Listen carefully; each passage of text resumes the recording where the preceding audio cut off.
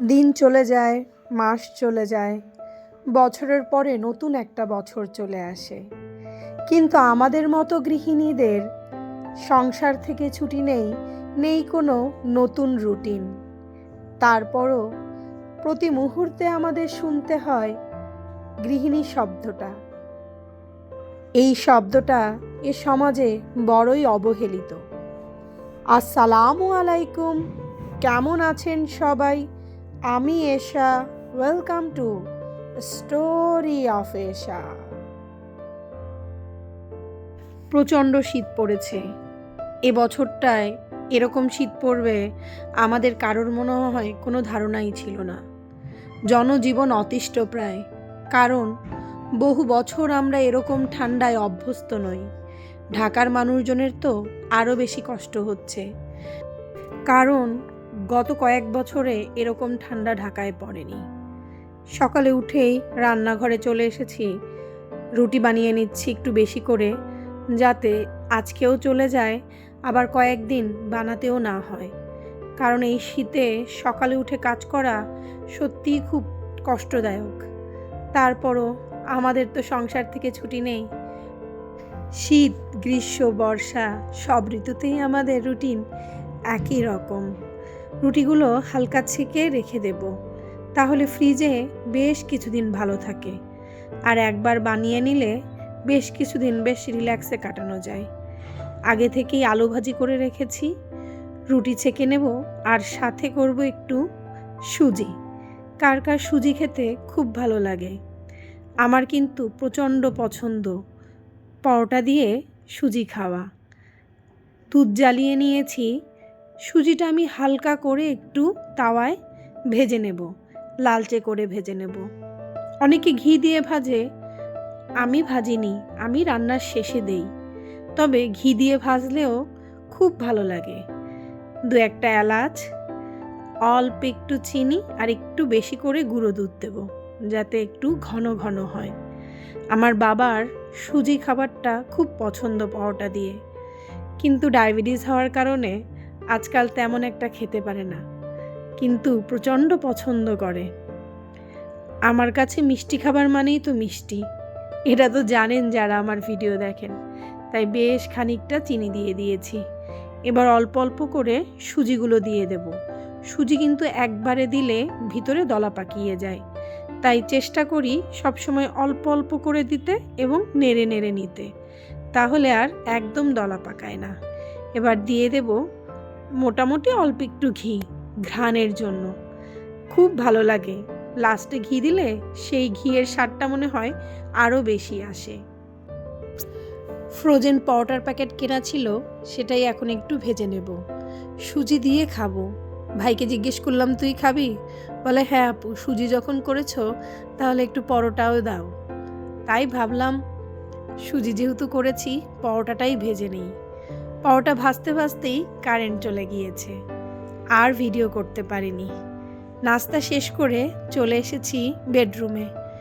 বারান্দায় জামা কাপড়ে ভর্তি, কোনোভাবেই শুকাতে পারছি না। একটুও রোদ ওঠেনি গত কয়েকদিনে।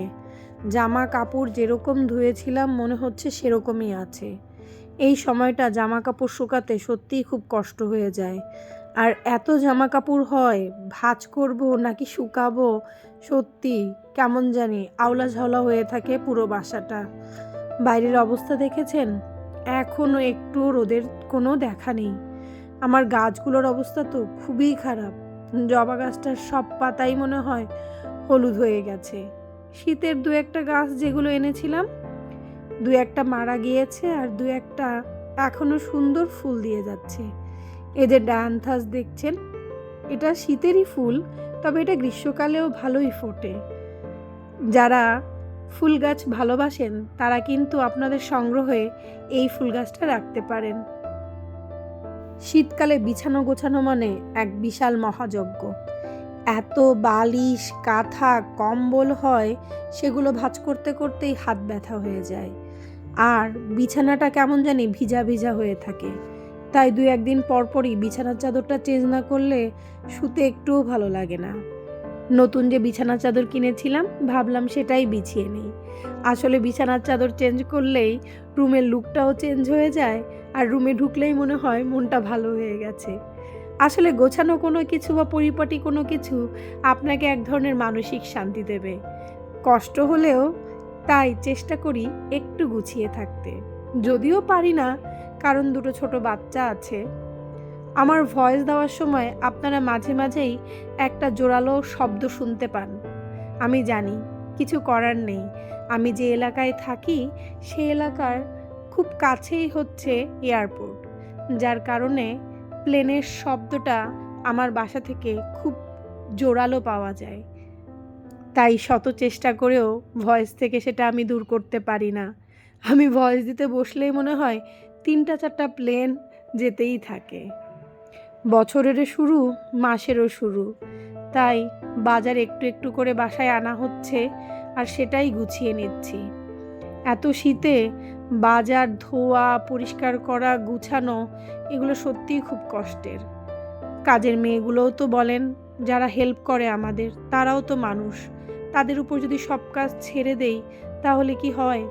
আমার হেল্পিং হ্যান্ডটা খুব ভালো, ও মোটামুটি গুছিয়ে দিয়ে যায়, বাকিগুলো আমিই একা হাতে করে নিই। বেশ কিছু মুরগি আনা হয়েছিল, সেগুলোই এখন প্যাকেটে উঠিয়ে নিচ্ছি।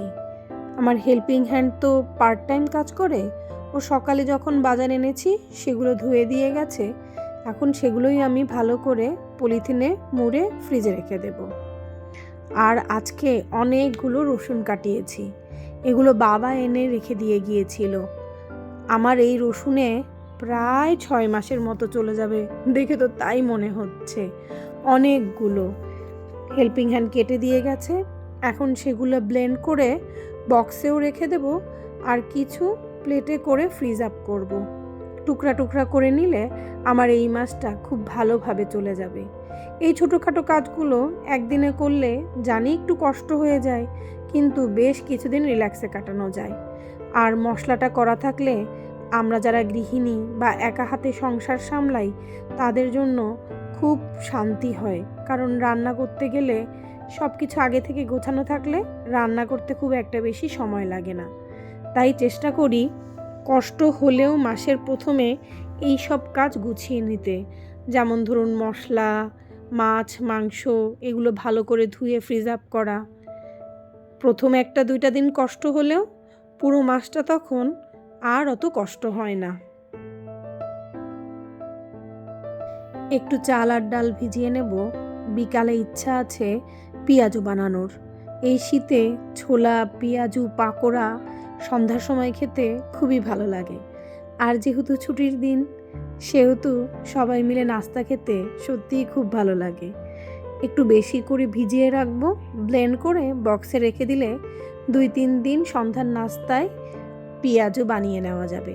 এছাড়া এই ডাল চালের সাথে আপনি যদি বাঁধাকপি, গাজর, আলু এগুলো কুচিয়ে সবজি পাকোড়া করেন, সেগুলোও খেতে কিন্তু খুব ভালো লাগে।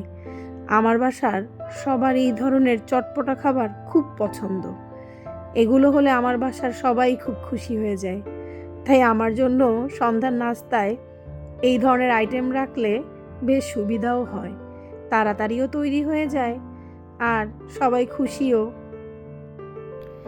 কিছু গ্রোসারি শপিং করা হয়েছিল, এই যেমন ধরুন ডিটারজেন্ট পাউডার, সাবান, ভিমবার, রাঁধুনি গুঁড়া মশলা, যেগুলো প্রত্যেক মাসে প্রতিনিয়ত লাগে, সেগুলোই এখন ড্রয়ারে রেখে দিচ্ছি। এগুলো আনা হয়েছে গত দিনের আগের দিন, 2 দিন ফেলানো ছিল। শীতে আমার কোনো কাজই করতে ইচ্ছা করছে না, তার মধ্যেও বসেও থাকতে পারছি না। যেহেতু ছোট দুটো বাচ্চা আছে, রান্নাবান্না তো করতেই হয়, আর সংসারের কাজ কয়দিন ফেলিয়ে রাখবো বলেন। ভাত হয়ে গেছে, একটু ভর্তা বানাবো, বেগুন ভর্তা। আজকে মোটামুটি তরকারি ফ্রিজে আছে, গরুর মাংস আছে, মুরগির মাংস আছে, একটু ভাজি করেছি, আর বেগুন ভর্তা করে নেব, ব্যাস হয়ে যাবে। ভিডিও দেখতে দেখতে যারা এই পর্যায়ে চলে এসেছেন তাদের কাছে বলবো, আমার ভিডিওটা যদি একটুও ভালো লেগে থাকে অবশ্যই একটা লাইক, কমেন্ট এবং শেয়ার করতে ভুলবেন না। আপনাদের ভালোবাসাই আমাকে সামনে এগিয়ে নিয়ে যাবে। আপনাদের একটু ভালোবাসাই আমাকে নতুন একটা কন্টেন্ট বানাতে উৎসাহিত করে। আশা করি সবাই আমার পাশে থাকবেন ভালোবেসে। ভর্তা বানাতে বানাতে ভিডিওর এখান থেকেই আজকে বিদায় নিচ্ছি। অন্য আর এক ভ্লগে আপনাদের সাথে গল্প হবে, কারণ আপনাদের সাথে গল্প করতে আমার সত্যিই খুব ভালো লাগে। নতুন বছরটা সবার জন্য অনেক ভালো এবং অনেক নতুন নতুন সম্ভাবনা নিয়ে আসুক, সেই দোয়াই করি। আপনারাও আমার জন্য দোয়া করবেন, আমার পাশে থাকবেন। আজকে এখান থেকেই বিদায় নিচ্ছি। আল্লাহ হাফেজ। আবারও জানাচ্ছি নতুন বছরের অনেক অনেক শুভেচ্ছা। Happy new year.